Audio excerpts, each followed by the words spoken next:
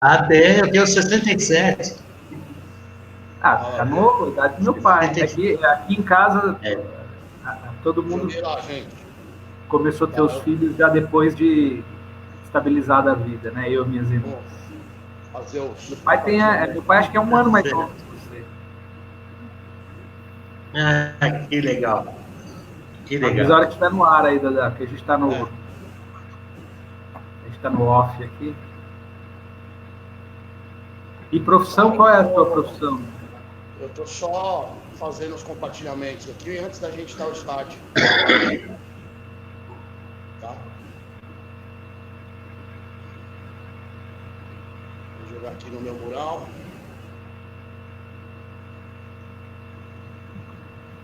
Eu não sou muito hábil com esse negócio de Facebook, não, tá? Não, pode deixar, eu vou botar lá no teu mural, professor, assim que quem quiser ver... O Dada se vira aí, o Dada é bom nisso. Eu só vou pedir um pouquinho... Você põe lá na minha página, né, Dada? Já pesquei na tua página, botei na minha, vou botar na do professor Márcio agora. Tá. Também vai estar lá na página dele. Tá, só peço aí quem está assistindo aí um pouquinho mais de paciência, só pra gente aumentar o compartilhamento aqui. Agora eu vou jogar também o link lá no WhatsApp no projeto Ayrton Batista, tá? Também vai estar lá para quem quiser assistir. Tá? É só acessar esse link do Facebook aqui no projeto Ayrton Batista também, para a gente aumentar o nosso compartilhamento aqui e aumentar a nossa interação. Vamos lá, 6 pessoas assistindo. Vamos dar começo aí? Vamos lá, gente? Vamos lá. Vamos embora. Oi. Boa noite, senhoras e senhores. Bem-vindos a mais uma edição do Debates Possíveis com Ayrton Batista. Seu segmento de terça-feira à noite sobre debate, conduta, inerência, conhecimento científico e construção dialética. Tudo isso no conforto de seu lar, pela internet e em tempos de pandemia. Conosco, o membro regular, o dono da coisa toda, o homem que nos levou a essa provocação, o meu meia-direita querido Ayrton Batista, uma mistura de Diego, Pagão, Juari, aquele que tabelava, recebia a bola do Pita e marcava o Chuá. Boa noite, Ayrton. Boa noite, Dada. Que prazer receber o professor, né? É uma honra. Só de falar para o pessoal hoje que ele estaria com a gente, muita gente já animado em ouvi-lo, parabenizando a gente. Pessoal do PDT, principalmente, todo mundo com inveja de mim, porque a gente está falando primeiro com o professor, e hoje a gente vai bater um papo muito interessante, eu acredito, e aprender também muito hoje. Muito obrigado, professor, obrigado a quem está chegando, né? E vamos discutir esse assunto e tentar fazer com que as pessoas reflitam sobre a importância do tema. Eu agradeço o convite, fico honradíssimo, né? E sabe que uma vez eu ouvi que o elogio é das agressões a mais covarde. Porque se você concorda com quem está elogiando, você é um pretensioso, né? Uma pessoa que tem uma ideia exacerbada de si própria. Mas se você não aceita os elogios com carinho, você agride uma pessoa que está te fazendo bem, né? Então, é daquelas agressões para as quais não existe uma boa saída. Eu agradeço as palavras que me foram dirigidas. Realmente, a gente está aí nesse ramo do direito há muito tempo e teve a oportunidade de estudar em nível de mestrado, doutorado. E por isso que eu aceitei o convite do Dada, de vir trocar umas ideias aqui. Além de confessar que estou com saudade da sala de aula e do debate, né? E achei o nome do programa aí, Debates Possíveis, deveras sedutor. Então, muito obrigado, Ayrton, que eu estou conhecendo hoje, o Dada, que eu já conheço há algum tempinho, que se eu falar o tempo, vai acabar denunciando que a gente faz parte do grupo de risco. Exatamente. Mas, assim, o elogio, o perigo do elogio, ele nos despir da busca da permanência da dúvida, né? É nos tirar dessa condição de ser humano duvidável. Mas realmente é um prazer receber o professor Márcio Maidana aqui. Para mim, é uma das grandes mentes dessa cidade. Enfim, dispensa apresentações, professor durante muitos anos na Universidade FAAT, doutorado, mestrado, enfim, um jurista de primeira categoria, que eu acho que para essa temática de hoje não podia estar alguém melhor. Nós vamos refletir as questões inerentes aos direitos humanos. Essa é a nossa temática de hoje. Nesse tempo de pandemia, nesse tempo de ausência de lucidez no poder público, eu acho que essa temática ela se faz auspiciosa nesse momento. Por mais que seja muitas vezes um vespeiro perigoso, eu acho que a gente tem a obrigação de botar a mão nesse vespeiro. Se a gente quer brincar de ser público, se a gente quer prestar um serviço. Eu vou fazer uma breve introdução aqui a respeito sobre os direitos humanos. Peço a licença de vocês dois. Vamos lá. A Declaração Universal dos Direitos Humanos, que delineia os direitos humanos básicos, foi adotada pela Organização das Nações Unidas em 10 de dezembro de 1948. Foi esboçada principalmente pelo canadense John Peters Humphrey. Embora não seja um documento com obrigatoriedade legal, serviu como base para os 2 tratados sobre direitos humanos da ONU, da Força Legal, o Pacto Internacional dos Direitos Civis e Políticos e o Pacto Internacional sobre os Direitos Econômicos, Sociais e Culturais. A Declaração Universal dos Direitos Humanos tem como ideal comum ser atingido por todos os povos e todas as nações. O objetivo de que cada indivíduo, cada órgão da sociedade, tendo sempre em mente esta declaração, se esforce através do ensino, da educação, por promover o respeito a esses direitos, liberdades, pela adoção de medidas progressivas de caráter nacional e internacional, por assegurar o seu reconhecimento, a sua observância universal efetiva, tanto entre os povos dos próprios Estados-membros, quanto entre os povos dos territórios sob sua jurisdição. Esse é um trecho do preâmbulo da Declaração Universal dos Direitos Humanos, e eu queria que o professor começasse esclarecendo que é uma confusão que se faz muito comum no universo brasileiro, a diferença do que é a Declaração Universal dos Direitos Humanos, como ela se implica dentro da legalidade local e o que são as entidades representativas dos direitos humanos. Por favor, professor. A Segunda Grande Guerra, e especialmente o fim da Segunda Grande Guerra, trouxe para a humanidade uma questão aterrorizante, né? Os seres humanos tinham chegado a um ponto da evolução bélica capaz de colocar fim ao mundo. Então, nós tivemos 2 experiências de guerra, de grandes guerras, Primeira e Segunda Grande Guerra. A Primeira Grande Guerra é uma guerra de trincheira, uma guerra em que os instrumentos de morte, eles se dirigiam aos combatentes. E desde sempre, pactos que, digamos assim, foram os precursores do que seria uma Declaração Universal de Direitos Humanos e uma organização de direitos humanos, sempre estabeleceu que em guerra o ataque massivo à população era considerado um crime, né? Então, as manobras de guerra, os movimentos de guerra tinham por natureza ou por finalidade combater o exército inimigo. E a Segunda Grande Guerra, ela, em razão da evolução científica e tecnológica que é sem precedentes no século XX, ela coloca no tabuleiro questões que ficaram mal resolvidas na Primeira Grande Guerra, mas com um aporte tecnológico já, né, brutal. A capacidade dos aviões, das bombas, e aí, já do meio para o fim da guerra, as armas de destruição em massa. E quando eu falei do fim da guerra, embora, por óbvio, que o que mais assustou a humanidade foi o nazismo, né?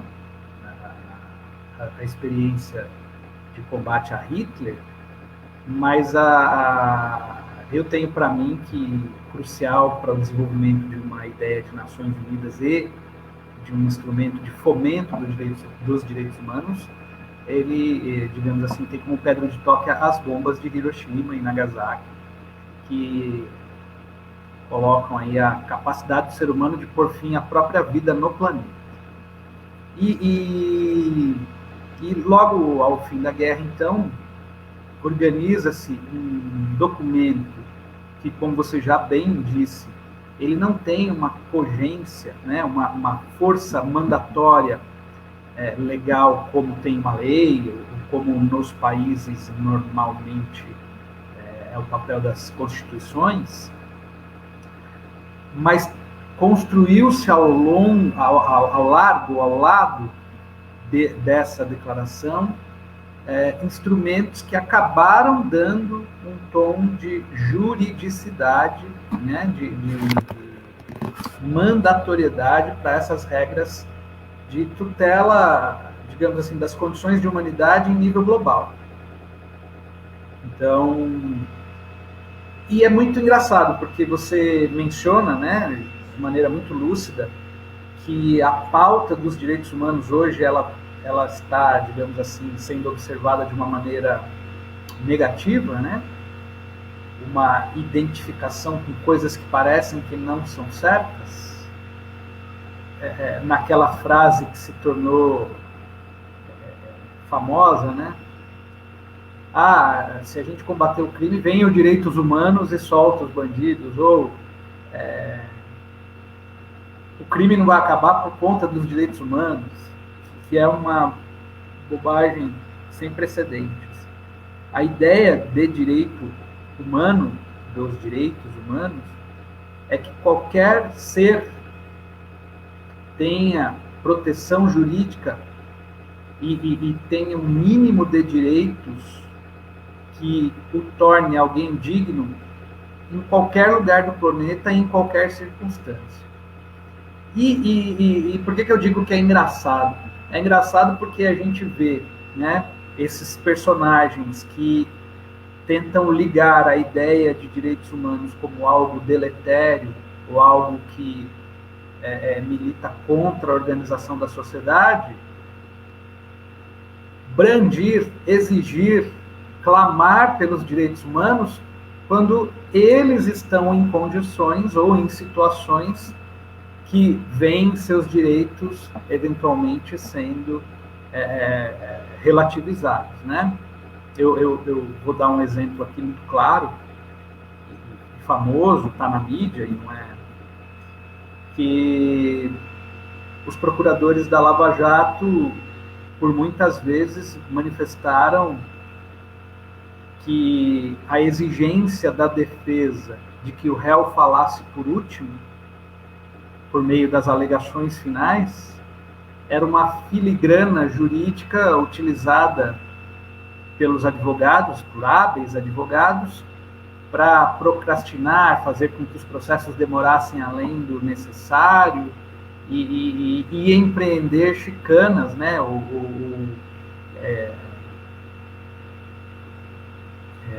empreender aí atos que impediam a aplicação rigorosa da lei.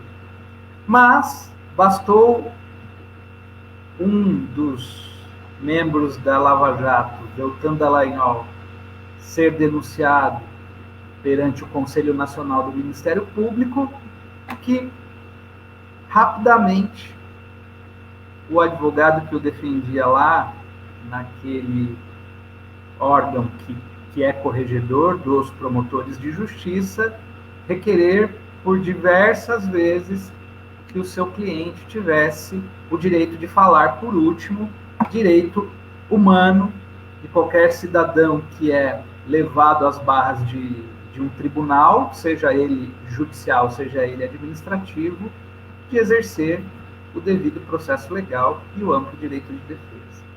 Não quero entrar aqui em outros exemplos da política, por que eu quis falar do promotor de justiça? Porque, embora ele seja um agente público, ele não é um agente político, stricto sensu, ele não está sujeito ao escrutínio do voto. Mas apenas para ilustrar que é uma grande bobagem fazer a ligação dos direitos humanos como uma pauta deletéria, porque basta aquele que se sente confortável com a negação do direito humano estar numa situação em que seus direitos estão sendo relativizados, que a primeira coisa que ele faz é exigir que, no seu caso concreto, os direitos humanos também sejam respeitados. E por que isso é assim? Porque os direitos humanos são para todos, indistintamente, aqueles que estão agindo conforme a lei e aqueles que estão sendo acusados de agir em desacordo com a lei no âmbito do processo judicial, que é o que mais me toca. Mas é claro que a ideia dos direitos humanos ela vai muito além da ideia de processo judicial e passa pela ideia de tutela da saúde, tutela da igualdade social e racial, garantia dos direitos mínimos de educação, etc., etc., porque sem a tutela desses direitos mínimos não há vida digna. Né? E é isso que a gente quer para todos os nossos irmãos, basicamente. Legal, professor. Obrigado pela sua introdução. O que eu acho mais interessante, se a gente entender a Declaração Universal dos Direitos Humanos como uma declaração de metas de conduta ética, enfim, que não tenha, por mais que tenha algumas estruturações legais, como o Tribunal de Haia, enfim, alguma legislação internacional que possa se travestir isso de um mecanismo de legalidade, ele sendo próximo do arcabouço ético metafísico, ele é uma ferramenta extremamente interessante da garantia democrática. E não da garantia democrática da legalidade, mas sim uma maneira da gente desjudicializar a democracia, por ser uma declaração de metas éticas. Aí, Tom, vou colocar você na conversa. A Declaração Universal dos Direitos Humanos, tá? Como uma declaração de metas ética, um instrumento de vigília ética, é uma ferramenta interessante para a gente manter o aparato democrático.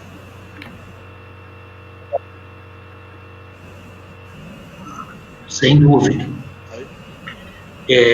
Lembrando para as pessoas prestarem atenção e não se deixarem levar pelos fascistas e pelos projetos de nazistas que nós temos aí.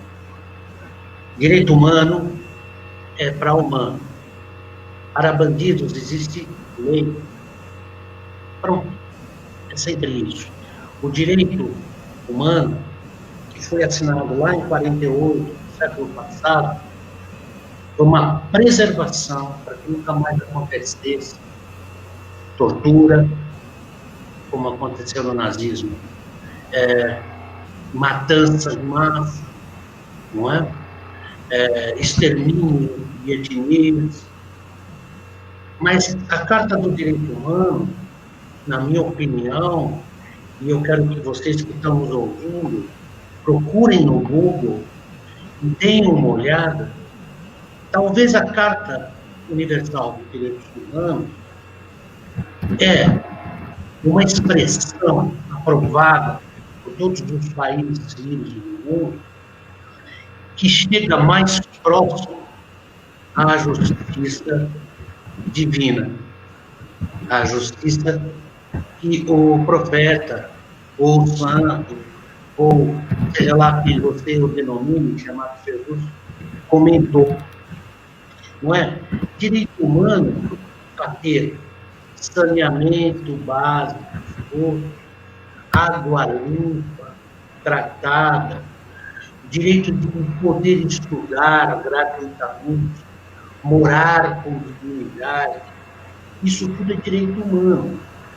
Direito humano iguala o homem e a mulher, cuida do idoso, se preocupa com a criança, norteia, muitas vezes, decisões do Tribunal de Haia. E para vocês que estão nos ouvindo, a importância desta Carta Universal dos Direitos Humanos, ela teve como base, a princípio, a Califórnia, na época, lá nos Estados Unidos, e nós fazemos parte do conselho que tutela a manutenção desses direitos no mundo todo. Começamos lá na época, 48, com o Rui Barbosa, né, que foi fantástico em Haia, um homem que dava vaidade na gente por ele ser brasileiro. No primeiro discurso que ele fez em Haia, ele perguntou aos presentes em que língua que as pessoas queriam discursar, não é? Depois veio o Epitácio Pessoa, o Filadélfio de Azevedo, o José Francisco Rezec, a Silvia Steiner, o Antônio Augusto Cansado de Idade, está lá desde 2009. Eu acredito que, quando você entende o que é direito humano, você começa a entender o teu direito privado, o teu direito a exigir que o poder público mantenha determinadas situações a seu favor e não por favor, por obrigação deles. Percebam que a cada 4 anos nós escolhemos alguns funcionários, damos a eles o nome de prefeito, vereador, presidente, senador, deputado, mas nós escolhemos nossos funcionários. Nós estamos pagando. A partir do momento que nós tratarmos o nosso país, ou o próprio planeta, com essa ideia tão simples, nós começaremos a mudar a condição de voto, pararmos de votar em Tiririca, no Zé do Coco, no João do Gás, só porque eles são engraçados, são conhecidos. Não, as pessoas devem ter noção para representar você, e começando por aqui, ó, direito humano. Todos têm. Todos. Até o bandido. Mas ele responde conforme a lei. Não é isso? Não tem nada a ver com direito humano. É isso. Maravilha aí, obrigado. Gente, se a gente pensar em 1948, um contexto ali do fim das grandes guerras, processo de reconstrução da Europa, os Estados Unidos finalizando uma política de plano Marshall, o início ali dos chamados estados de bem-estar social, as criações do welfare state, que vai culminar na divisão do mundo em blocos. No fim, a gente tinha um contexto geopolítico e geohistórico totalmente diferente agora, do contexto pós-muro, e principalmente pós-anos 80, em que os interesses do capital sobre o sistema calcado no sistema neoliberal acabam botando em risco a construção dos chamados welfare states, do estado de bem-estar social. Professor, como a gente resolve essa contradição diante dessa alteração no contexto geopolítico, em que foi escrita a Declaração dos Direitos Humanos de 1948, trazendo para esse contexto geopolítico bem delicado que a gente está vivendo agora, em que o mundo é assombrado pelo fantasma neoliberal? Meu querido, digamos assim, o fruto da política eleitoral desses últimos 10 anos, em nível global, né? A gente viu a ascensão da direita. Primeiro, me corrija se estiver errado, você é um acompanhante noticiário internacional mais ávido do que eu, mas acho que a primeira vez que a gente vê os movimentos de direita tendo um destaque é na França, com Le Pen, e aí, aos poucos, né, esse movimento também acaba migrando para Estados Unidos, Brasil, e a gente vê a tragédia aí do triunvirato Trump, Bolsonaro e o primeiro-ministro inglês agora, me fugiu o nome dele agora, liderando esses 3 países para o pior cenário que a gente tem na pandemia. Então, eu acredito que esse cenário político, ele é fruto, resultado da cartilha neoliberal que o antecede. O Fundo Monetário Internacional, digamos assim, pressiona de maneira muito forte, no fim dos anos 80, meados dos anos 90, para, digamos assim, essa cartilha ser adotada por todos os países sobre os quais tem influência. Eu tive a oportunidade, o prazer de participar da tradução de uma obra que, em língua inglesa, chama Plunder, que é pilhagem, saque, e para o português foi traduzida como pilhagem, em que os autores, um professor de Roma e uma professora de Berkeley, Laura Nader, fazem, digamos assim, um resumo dos últimos 30 anos destes movimentos transnacionais neoliberais, impondo a países de desenvolvimento tardio, como Brasil, Índia, México, agendas que são absolutamente indefensáveis, né?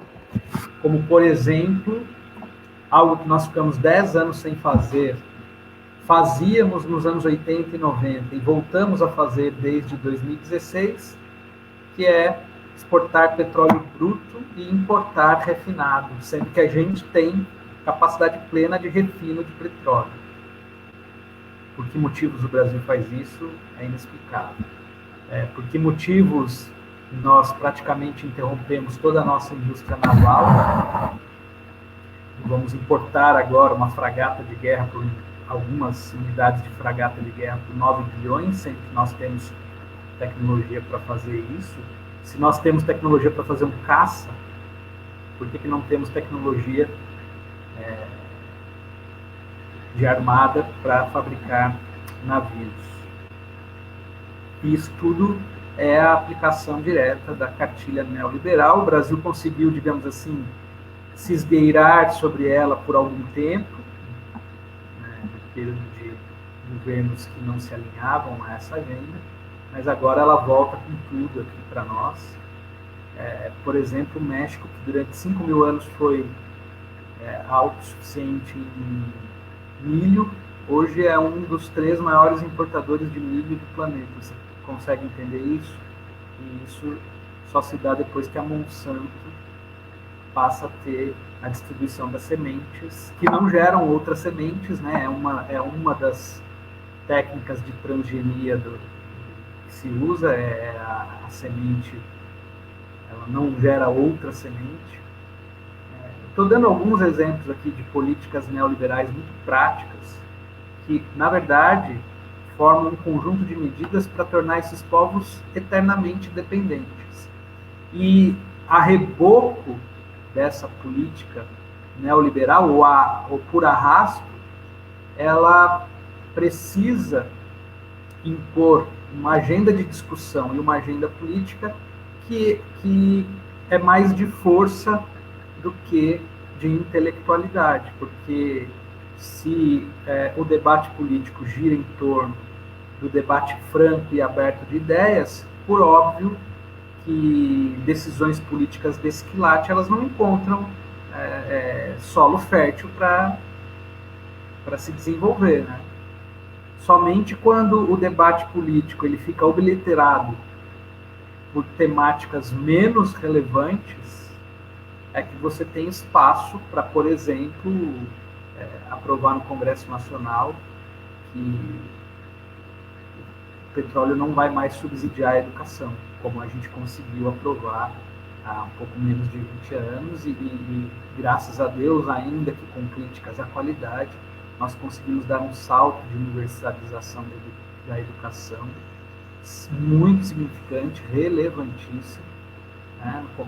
No fim dos anos 80, nós tínhamos algo em torno de 23% das crianças fora da escola, ou seja, de cada 100 crianças com menos de 6 anos, ou com 6 anos, nós tínhamos 23 que não frequentavam a escola, e hoje, graças a essas políticas que a gente conseguiu implementar em meados dos anos 2000, a gente tem algo em torno de 11%, ou seja, a gente conseguiu dar um avanço, conseguiu avançar, e já chegamos a 8%, né? Na verdade, a gente recrudesceu até um pouco nesses números. Enfim, a alta política, a política que realmente interessa o ser humano, ela não floresce, ela não encontra subsídios de discussão nessa agenda neoliberal. Então, para a agenda neoliberal se impor, é necessário realmente extirpar da discussão política o pensamento mais à esquerda. É assim que eu vejo a ligação de neoliberalismo e recrudescimento dos avanços na garantia de direitos. Né? E isso é feito por N maneiras, especialmente uma propaganda muito bem urdida, né, articulada, que relega a discussão boa da política a um papel criminoso, né? Criminaliza a discussão política. Por aí que a gente vai. Tá certo. Deixa eu dar uma boa noite aqui, gente. Boa noite, Luiz Tiburcio da Silva, Francisco Mendes, boa noite, Fábio Lopes com a gente, Edneia Prado da Costa, boa noite, grande Marcelo Moreno, doutor Marcelo Moreno aqui com a gente, Ricardo Mariano, Coronel Ernesto, Daniel Fernandes, Ricardo Tobias Guimarães, Maria Cecília Dias, Cícero querida, Renato Bacelar, muita gente aqui prestigiando o professor Maidana. Vou mandar um abraço para o Marcelo, que é meu companheiro de direito no dia 11 de agosto, né? Dia que a gente celebra aí. Marcelo também já teve em live aqui com a gente, enfim. Então, e ele é meu companheiro também de outra coisa, nós somos DJs. Eu não sei se o Ayrton sabe disso. A gente tem esse hobby, no meu caso aqui foi profissão já por um tempo, que é o mundo das baladas, da picada. Um grande abraço, Marcelo. Tem que se divertir. Bom, voltando ao assunto aqui, gente. Eu acho que esse projeto que a gente tem no governo federal, que é um projeto, né? Porque há método na loucura. A gente tem que ter consciência disso. Eu acho que a última grande barreira que ele enfrenta é a Constituição de 88. Sem dúvida. Se a gente pegar os 30 artigos da Declaração Universal dos Direitos Humanos, comparar com a nossa Constituição, você vai ver que ela está muito baseada nisso. Por isso que eles partem para essa desqualificação da legalidade, de que a Constituição de 88 foi feita por comunistas, e essa desqualificação da ideologia, a nova política, que é a não política, né? E se a gente lembrar que a não política é o início do homem bárbaro, né? O fim da política é o início da barbárie, é onde eles vão atacar, é a Constituição de 88.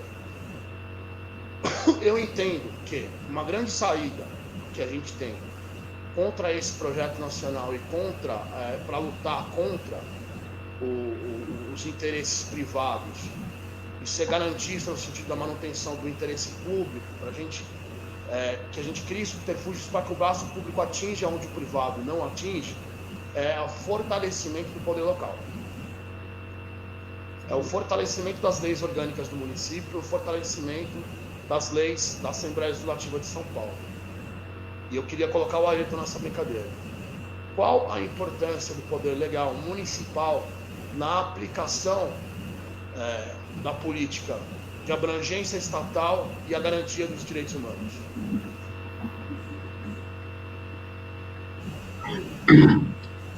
Bom, eu acho que eu sempre achei, já comentamos na outra live, que o país começa no município, né? Ele não começa lá de cima para baixo, ele começa das pequenas cidades e vão se formando até chegar lá. Só um hiato. Nós estamos dando muita atenção a esse governo federal, ao tal projeto dele. Na verdade, eles não têm projeto nenhum, né? O presidente da República, na verdade, é o Paulo Guedes. É o funcionário do mercado comum europeu, dos americanos, né? E às vezes eu pergunto para um mal informado, eles não têm culpa, né, de serem mal informados, por que estamos vendendo o nosso petróleo, como o professor falou? Vendendo o nosso petróleo cru e comprando refinado de volta. E eles falam, não, porque dá muita despesa isso daí. E eu pergunto, então, por que os países estão comprando e não as empresas? Por que a China comprou alguns postos de petróleo nossos agora? Por que a Holanda comprou, né? Por que a Alemanha comprou? Para eles serve, para nós não. Por exemplo, isso é uma riqueza estratégica do país. E isso deveria ficar aqui, conforme foi combinado anteriormente, de 25% do royalties do petróleo e para a saúde. Né? Outro tanto para a educação.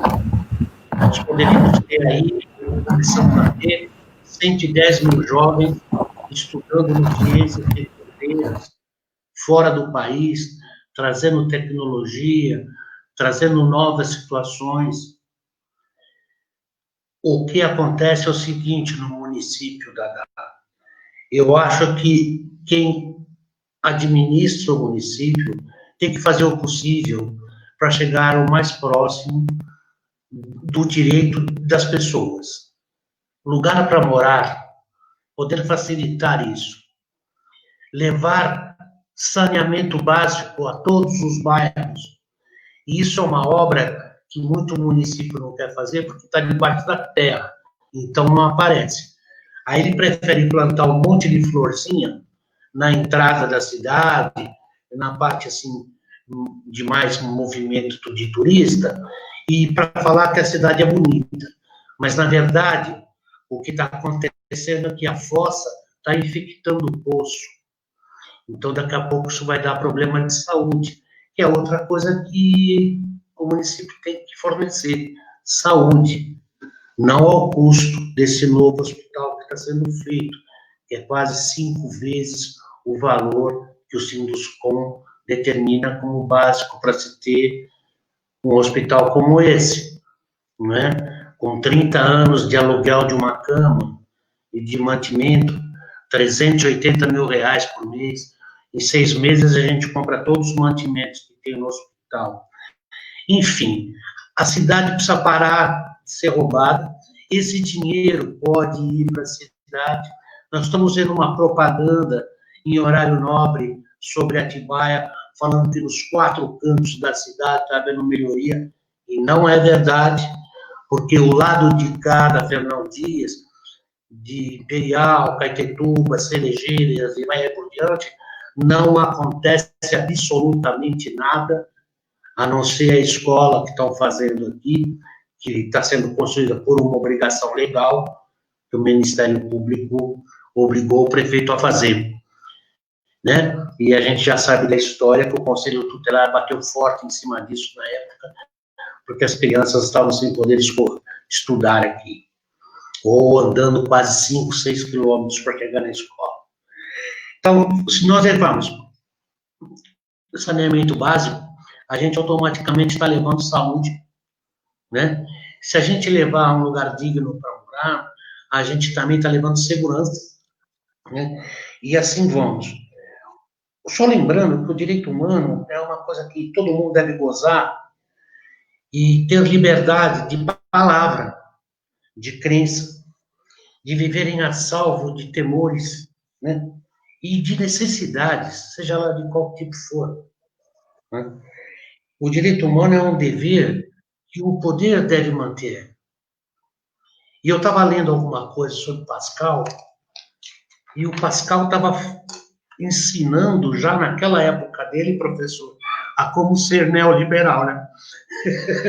Ele escrevia livros ensinando os grandes políticos da época a serem ruins, a serem opressores, né? Dizendo que a lei, eles não podiam falar que a lei era justa, que a lei era boa.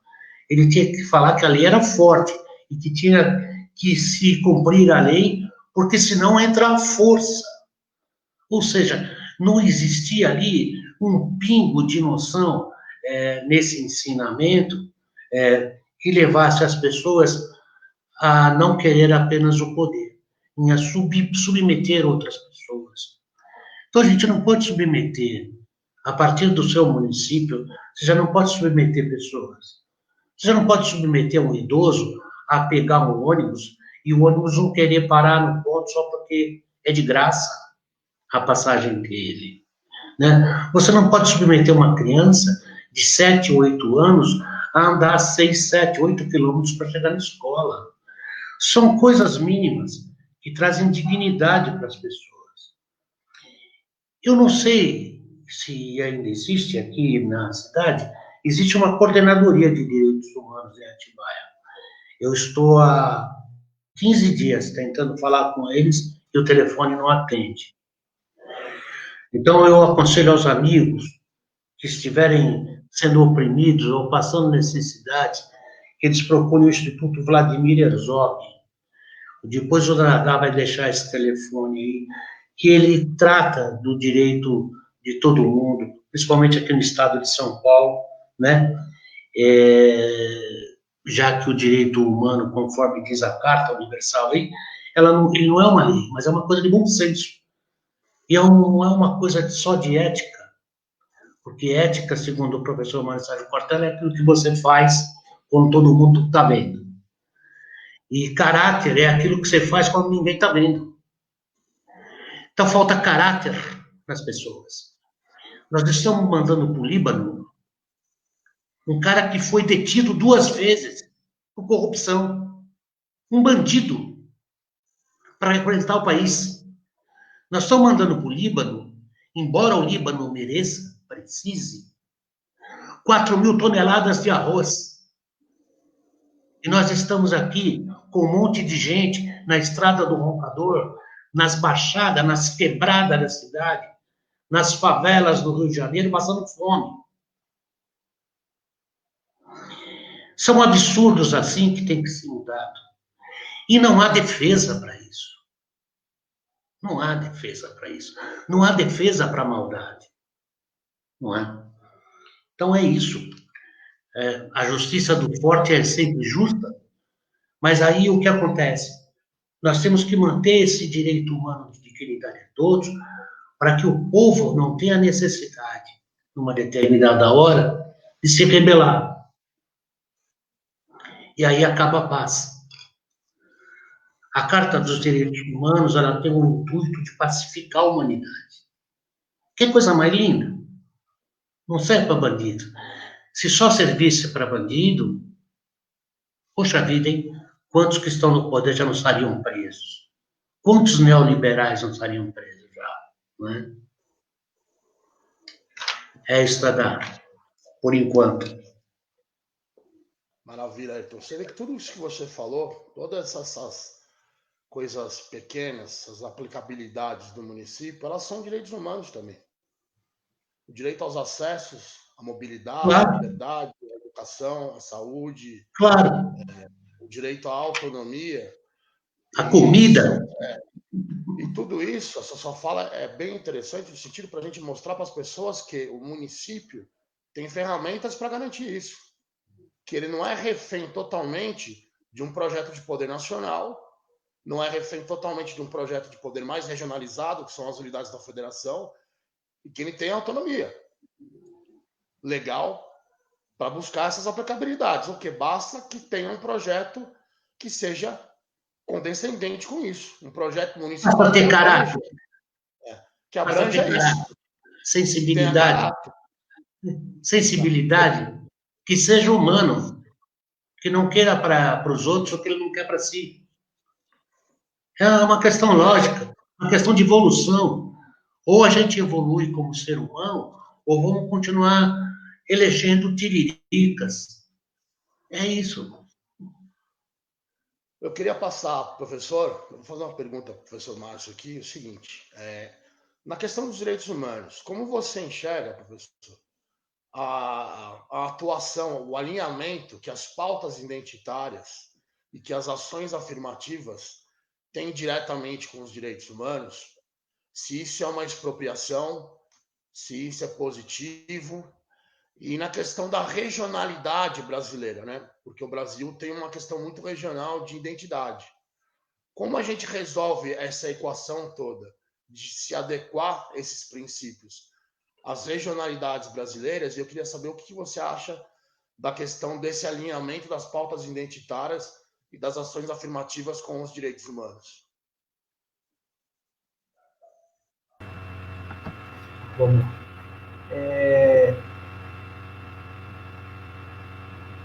quando nós imaginamos ações afirmativas, a gente tem que imaginar uma democracia que não é uma democracia representativa, é uma democracia substancial. E essa substancialidade democrática, ela parte do reconhecimento de que existem irmãos da nação, né, cidadãos, que por motivos históricos, sociológicos, biológicos, né, de organismo, eles estão alijados de oportunidades que outros têm. Então, curiosamente, ou não por acaso, a pauta desses irmãos cidadãos que ficaram alijados das oportunidades que a sociedade ofereceu, ela digamos assim, ligada, às vezes de maneira equivocada e até maliciosa, para o mal mesmo, com ideias exclusivamente, abre aspas, da esquerda, né? Que de certa maneira também está sendo, digamos assim, demonizada e criminalizada no debate político menos denso. Mas essas ações afirmativas, elas são essenciais para a reconstrução de um país justo. Não há racionalmente como negar que nossos irmãos vindos da África ficaram por quase 4 séculos sem acesso ao mínimo de direitos. E mesmo com a abolição da escravatura em 1886, nós tivemos, pelo menos até 1937, leis vigentes que excluíam o povo negro de uma série de prerrogativas que os descendentes de europeus tiveram. Portanto, uma legislação hoje que tenta combater essa ausência de oportunidades que durante 4 séculos nós tivemos para os afrodescendentes, ela é essencial. Não é ideal que elas vijam para sempre? Não é ideal. O ideal é que nós consigamos construir uma sociedade efetivamente justa e que todos os humanos, independente da cor, da pele, do gênero, são homens ou mulheres, ou transgêneros, ou sem gêneros definidos, todos tenham acesso às mesmas oportunidades, mas negar que hoje ainda encontramos eco de privilégios sociais é tapar o sol com a peneira. E manter a sociedade com esses desequilíbrios sociais é manter esse estado de violência, de carestia, que nos leva a uma insegurança. Portanto, vamos mirar no exemplo da nação mais capitalista do planeta, que é os Estados Unidos. Né? Eu acho que em nenhum lugar do mundo o discurso liberal encontra assim o exemplo de apogeu como encontra nos Estados Unidos. E eles vão muito bem, obrigado, claro, com toda essa onda de recrudescimento que o Trump representa, mas eles vão muito bem, obrigado, com as suas ações afirmativas, de cotas, etc.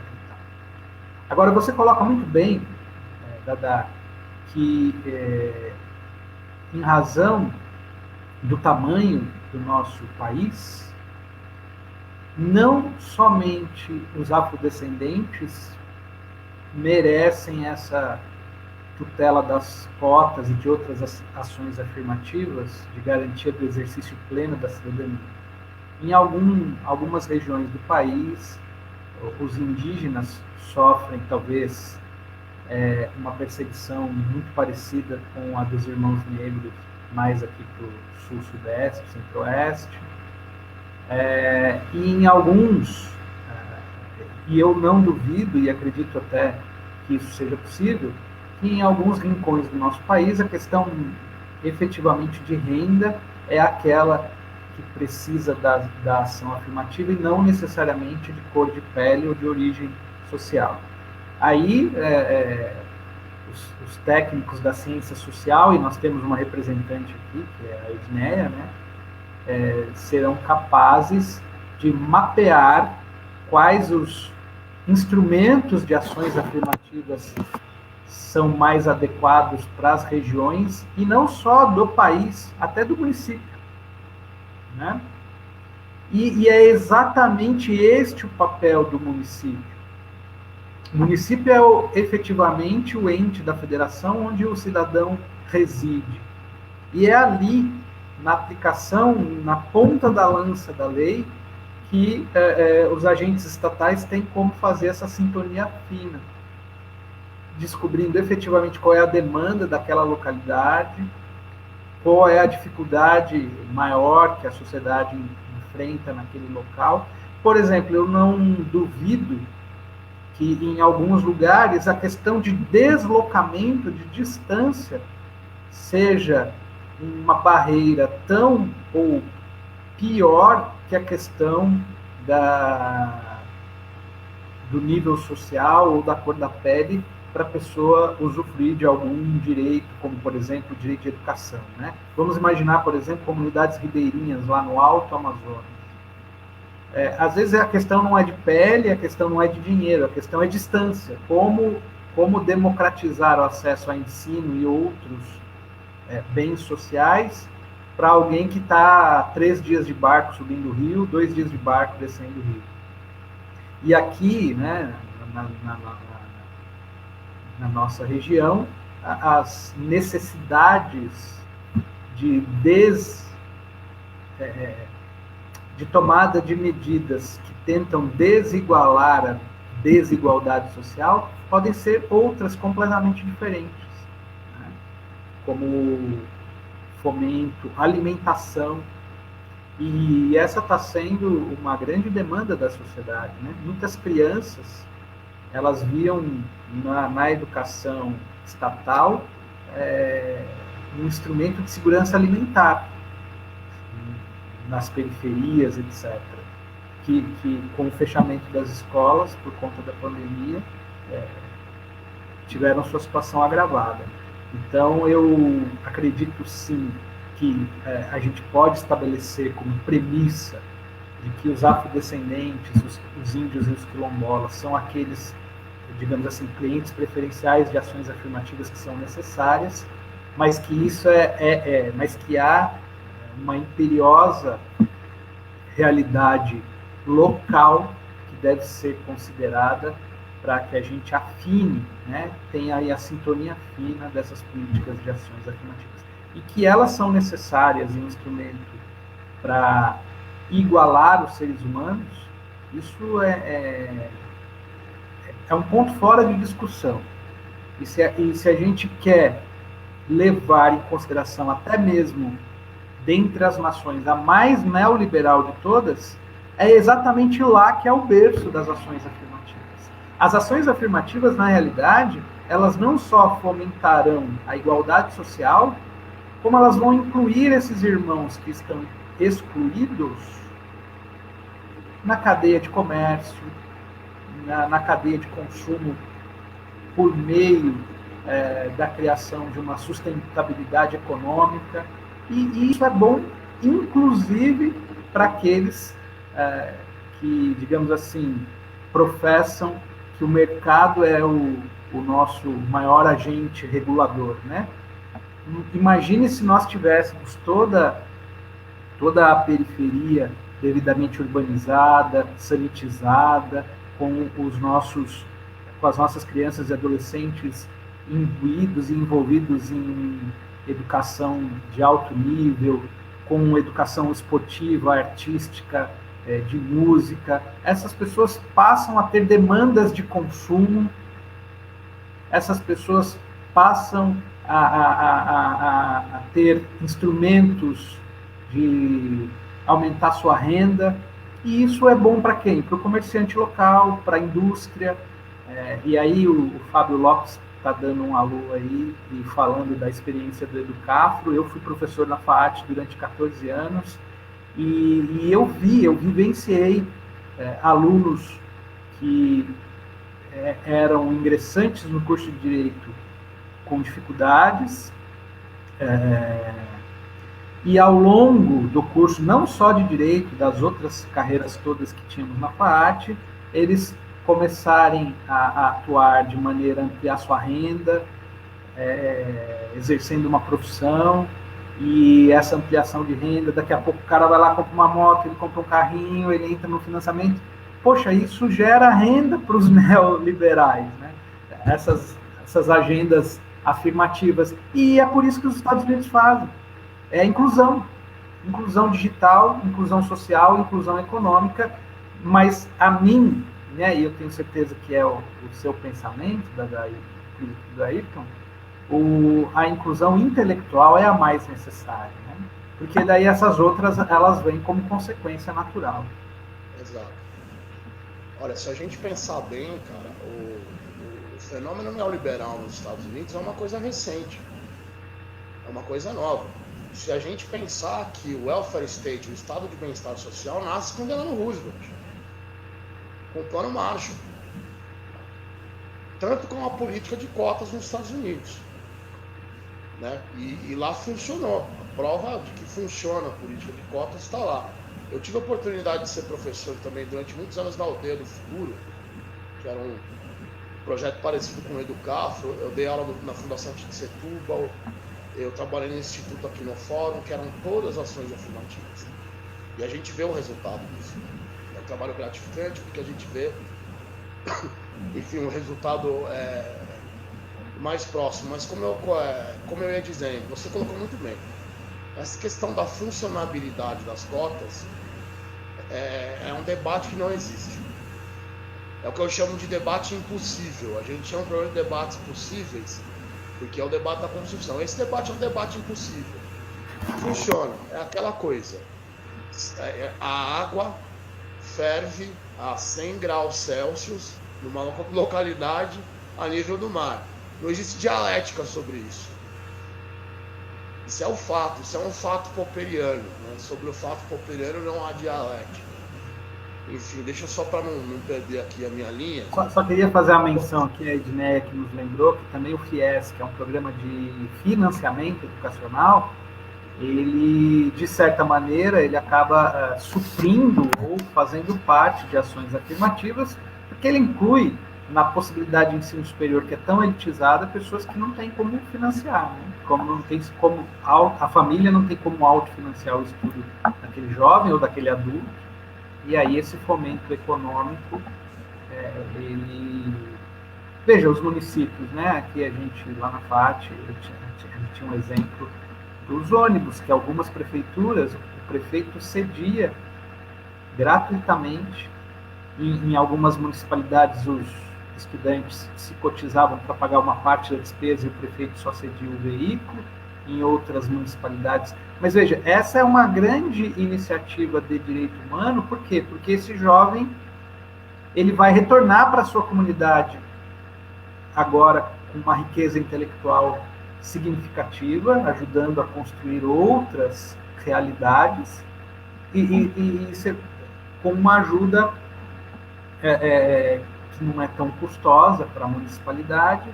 Ou seja, a gente tem espaço aí para acolher as pessoas precisam ser acolhidas e elas precisam você vai enxergar que o Estado ele é um potencializador dos seus desejos e da construção da história daquela pessoa. Né? Eu tive sorte de, embora nascido numa família humilde, meu pai teve a oportunidade de um crescimento econômico, e aí, quando eu cheguei na idade de estudo superior, minha família foi capaz de custear. Mas, por exemplo, eu também tive a oportunidade de fazer o meu curso de doutoramento tão só e somente em razão de um fomento estatal. E acredito que dentro das minhas limitações, eu acabei devolvendo isso para a sociedade, porque naquele momento histórico, com 3 filhos, eu não teria condições de custear os meus estudos. E eu enxergo isso como uma ação afirmativa, que não necessariamente ela é paternalista. Eu, inclusive, acho que a ação afirmativa ela fica ainda mais enriquecedora quando o partícipe dela ele se compromete com uma contrapartida. Né? No meu caso, eu tive que dar aulas um certo tempo, todos os escritos que eu produzi durante o meu curso de doutorado tiveram que ter os direitos autorais abertos, livres, e eu acho que isso é o mínimo, fico até chateado de dizer que eu fiz isso, porque eu acho que isso é o mínimo que um estudante numa instituição pública deve fazer, o retorno do seu trabalho intelectual para a coletividade. Beleza, deixa eu colocar o Ayrton na brincadeira aqui. Você colocou uma questão interessante, que eu acho o seguinte, a gente não constrói uma sociedade com o mínimo de cidadania decente através de uma canetada legal. É muito difícil. Mas o poder público e a legalidade têm instrumentos de gerar debate, de fomentar a construção. E aí passa por o quê? Para a gente aumentar, para a gente ter uma representatividade maior dentro da democracia, passa o quê? A participação maior da sociedade, através de conselhos civis de especialidades, através das entidades de representatividade civil, dos sindicatos, como agentes, como atores públicos mesmo. Eu queria saber do Ayrton o que ele acha disso. Né? Como o Estado, aqui no braço do município, ele pode fomentar ferramentas de construção de cidadania que não sejam através de uma simples canetada da legalidade.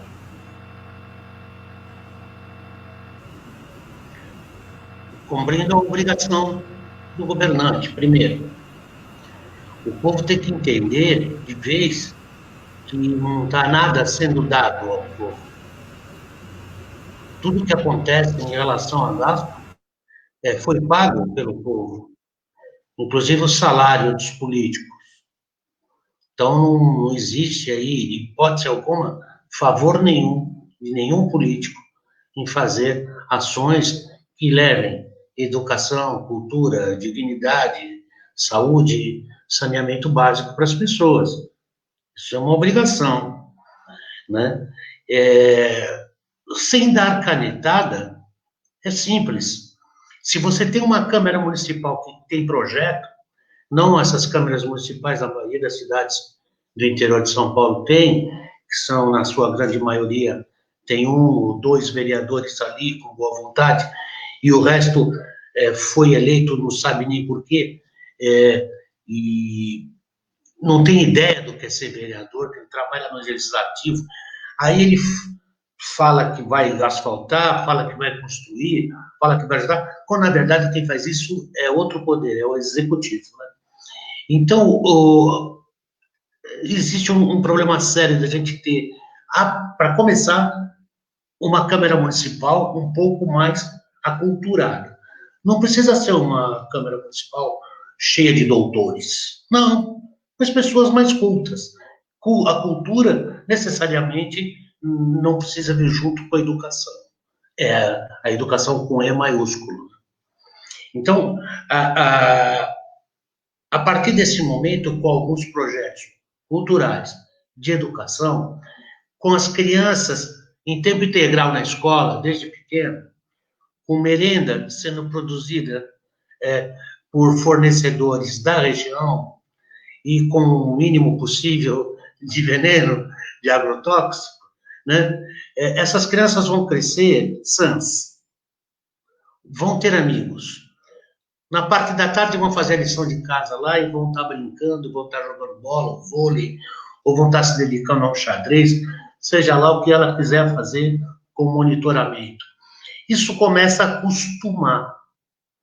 Isso é um projeto de Estado, ou seja, não é uma coisa que vai durar 4 anos, é uma coisa que vai durar para sempre.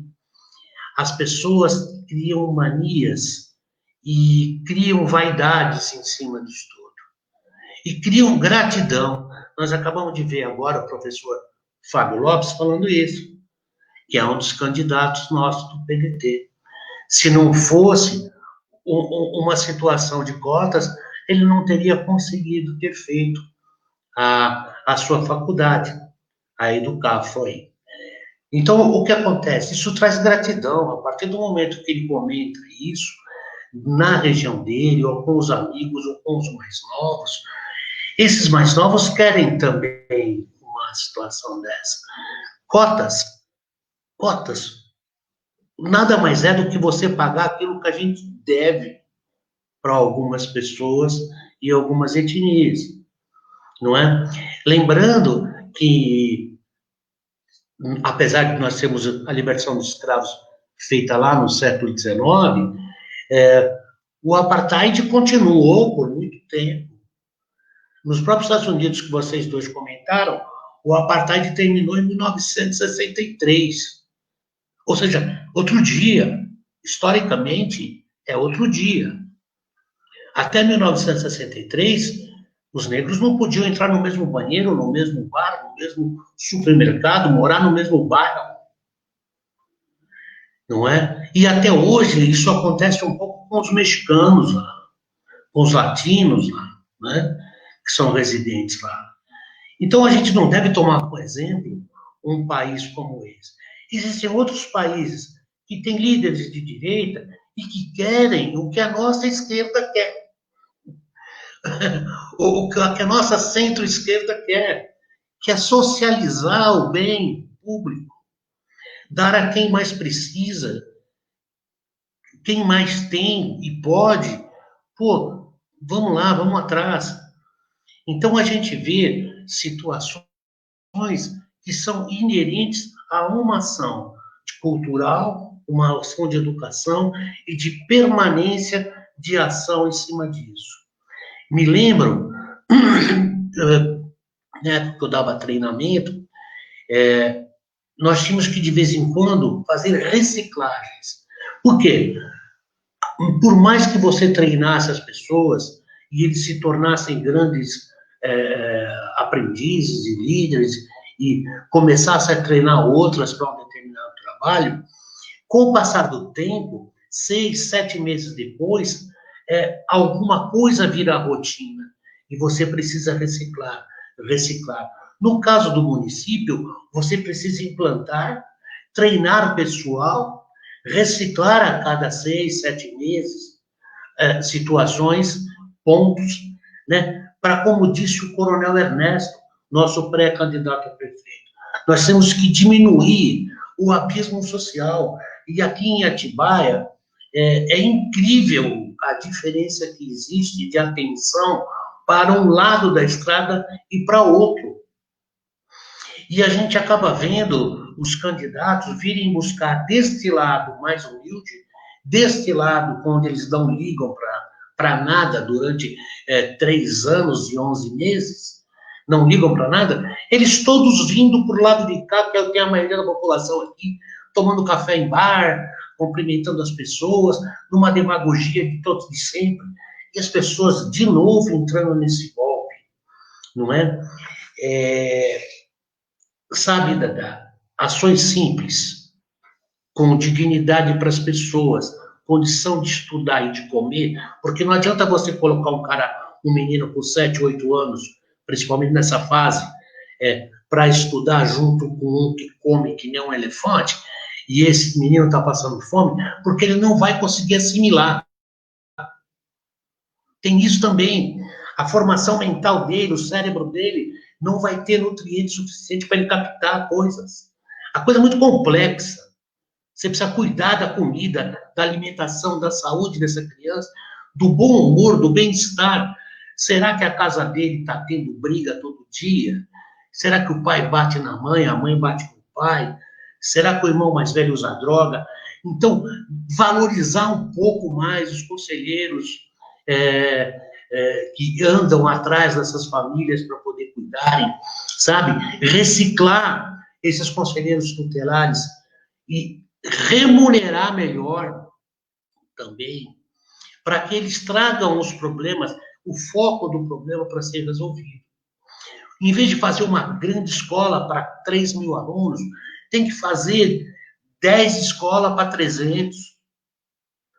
Porque quanto mais íntima é o ensino, mais gostoso fica, né? Promover situações, e aí você atinge de uma tal forma a cidade que não existe muita distância para chegar numa escola.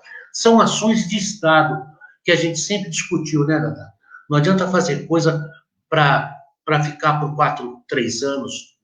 Tem que fazer coisa para sempre. Pegar uma mania, né? A gente tem países na América Latina que a criança é proibida de andar 1 quadra para chegar na escola. Tem que ter uma escola para ele andar no mínimo, no máximo 1 quadra para chegar. Uniforme gratuito, livro gratuito. E um desses países forma um médico por família. Engraçado, né? E falam mal desse país, não é? E quando a criança mora na zona rural, não tem importância. Ela não vai para a escola na cidade, o professor vai até ela. Né? É mais fácil, e vai um do que 30, 40 meninos. Ou seja, são situações que um grande agente público, um grande gestor público conhece. Eu vou citar um exemplo, você vai me deixar me alongar um pouco mais. Professor Márcio, o nosso pré-candidato a prefeito, professor Ernesto, ele era de Sorocaba, de uma família humilde. Quando ele veio para São Paulo, jovenzinho de tudo, o pai dele veio buscar emprego na construção civil de São Paulo. Esse menino era esforçado, ele começou a estudar sempre na rede pública. O tempo que a rede pública era melhor que a rede particular. Pergunte para o seu pai que ele vai contar essa história para você. Quem não ia muito bem na escola ia para a escola particular. Hoje é totalmente o contrário. Né? E foi bem. E ele prestou, aos 17 anos, prestou concurso para entrar para a Academia do Barro Branco, estudando com a apostila usada de um amigo. E naquela época, para entrar na Academia do Barro Branco, tinha mais concorrência do que para entrar na USP, em medicina. E ele foi aprovado de primeira. E o cara não sossegou. Aí ele foi fazer gestão pública. Aí ele se bacharelou em Direito. Aí, por causa do estresse da profissão, que deve ser uma loucura ser policial, talvez seja uma das profissões que eu jamais teria. O cara fica doido, né? Que vê de tudo. Também tem esse particular, deveriam ser treinados cada 60 dias. Deviam ter 1 semana de férias a cada 30 dias de trabalho, na minha cabeça. Isso é meio impossível, mas deveria ser assim. Para poder abaixar o estresse, né? E, não contente com isso, para baixar o estresse, foi tocar violão, aprender um instrumento musical. E também entrou na ordem dos músicos do Brasil, ou seja, não fez nada pela metade. Então, nessa faculdade de gestão pública, a gente, às vezes, conversando, a gente vê ideias que são comuns aos pré-candidatos, mas que vêm de uma semente do próprio partido, do Darcy Ribeiro, do Brizola, por questões de educação, de alimentação, né, que a gente tem que manter e mudar esse status quo e falar para as pessoas sobre isso. Porque se a gente não falar para elas também, elas vão continuar botando no Zé dos Coco, né?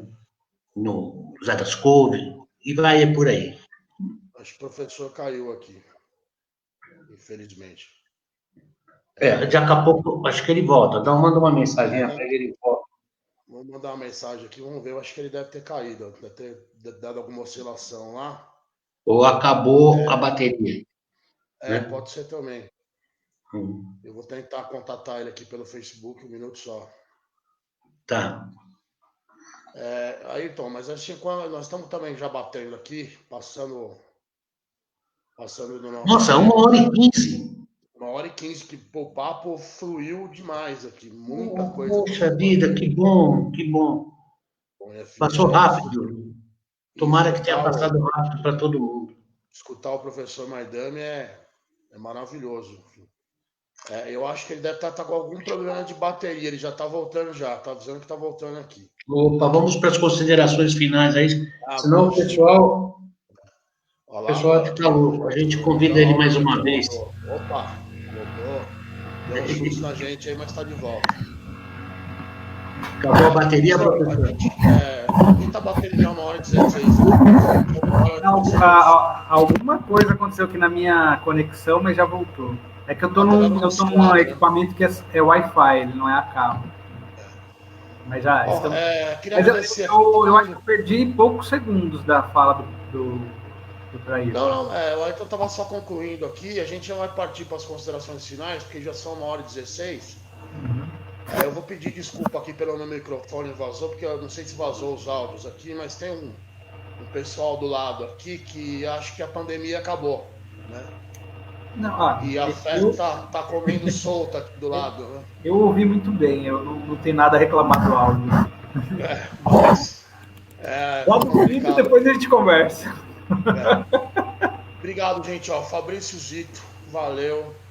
A patroa entrou no final aqui, dona Gabi. Um abraço pro Fabrício, tô com saudade dele, acho que se ele não era da primeira, da segunda turma da FAT, faz muitos anos que eu não vejo, ele mandou um alô aí. O Fábio nos colocou uma questão, eu acho que eu respondi por escrito, mas eu concordo. Você pode dar a resposta para ele nas considerações finais agora, se quiser. Tá bom, tudo bem. Deixa eu só fazer os agradecimentos aqui. Agora. Coronel Ernesto, gente, obrigado demais, olha, muita gente assistindo hoje.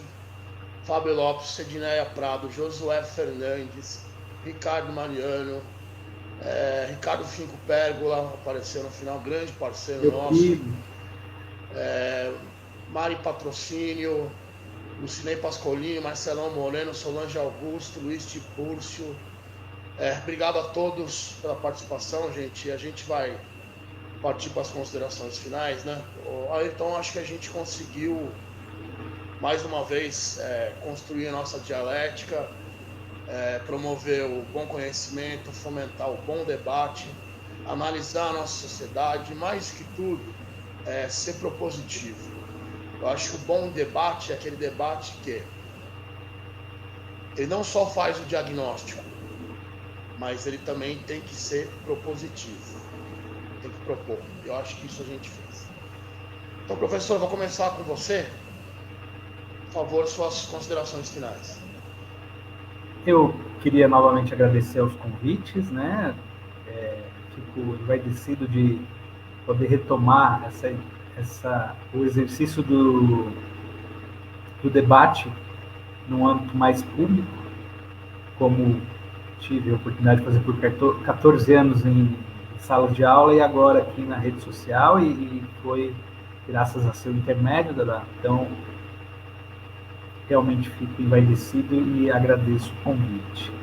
É uma temática essencial, a gente precisa trabalhá-la com seriedade, e a seriedade dela, retomando um pouco de como eu abri minha fala, se revela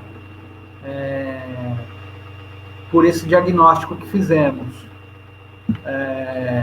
Às vezes, os mais ferrenhos críticos de uma deturpada crítica aos direitos humanos, quando se veem aí em situação delicada, exigem que, nos seus casos concretos, eles sejam obedecidos. E isso é ótimo, porque realmente os direitos humanos, eles devem prevalecer para todos, indistintamente. Para aqueles que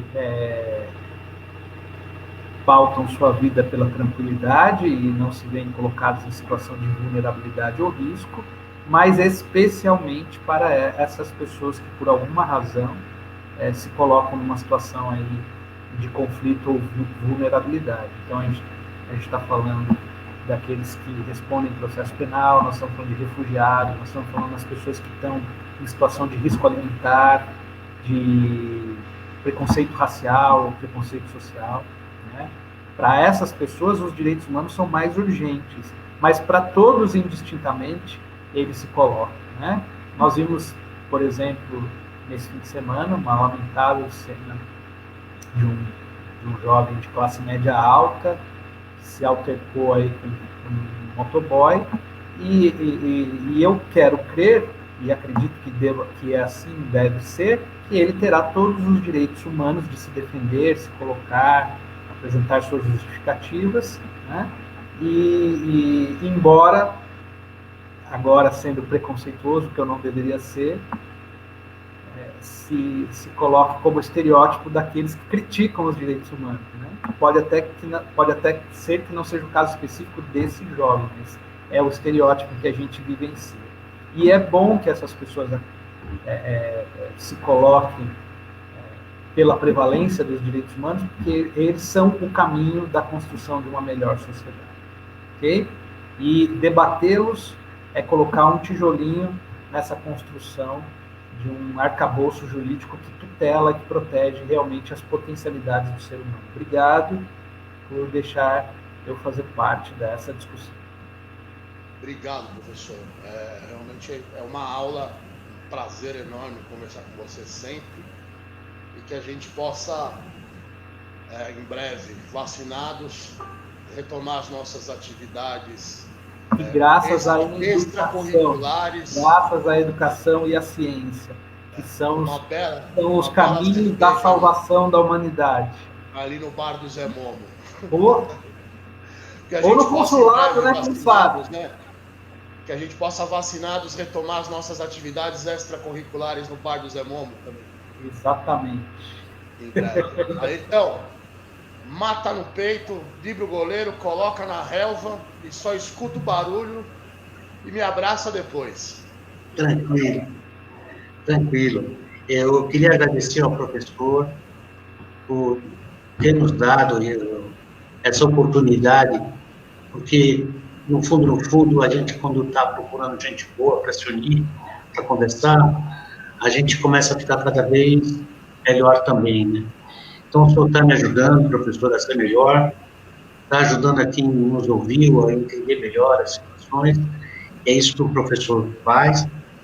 Tomara que hoje o senhor não tenha feito nenhuma pendura em bar nenhum aí da cidade, porque hoje era dia do pendura, né?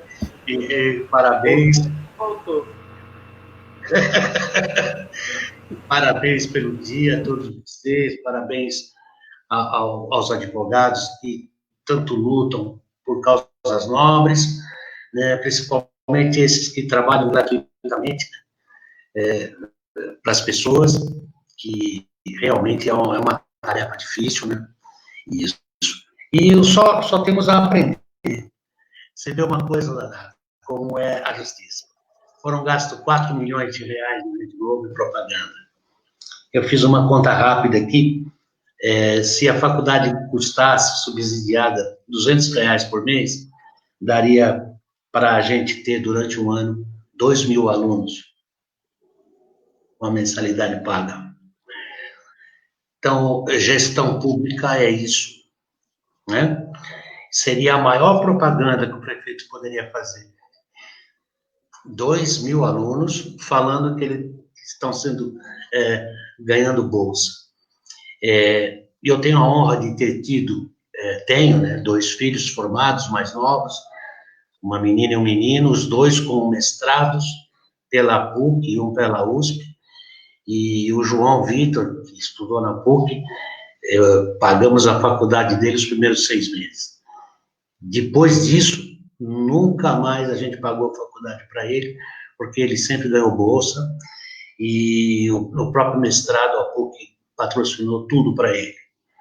Então, é isso, é assim que se consegue melhorar um pouco, e dar tranquilidade para a gente poder ficar aqui pensando nas outras pessoas. E eu acho que isso também é uma questão humana, pensarmos nos outros. Eu não acredito nunca que o mal vai ser feliz. Eu sempre termino falando isso. O mal não é feliz, né? O bem é. E a gente vai ganhar sempre. Eles nunca ganharam nenhuma. No final do filme, eles perdem sempre. Tá bom? Muito obrigado, professor. Obrigado, Dada. Gente, maravilha. Nós temos 3 grandes criptonitas contra o projeto neoliberal ao qual estamos sendo expostos. A Declaração Universal dos Direitos Humanos, a Constituição de 1988 e a construção da cidadania e do fomento do conhecimento. Obrigado. Terça-feira que vem a gente volta nesse mesmo horário. Valeu, gente. Obrigado. Obrigado. Tchau, gente. Valeu. Valeu.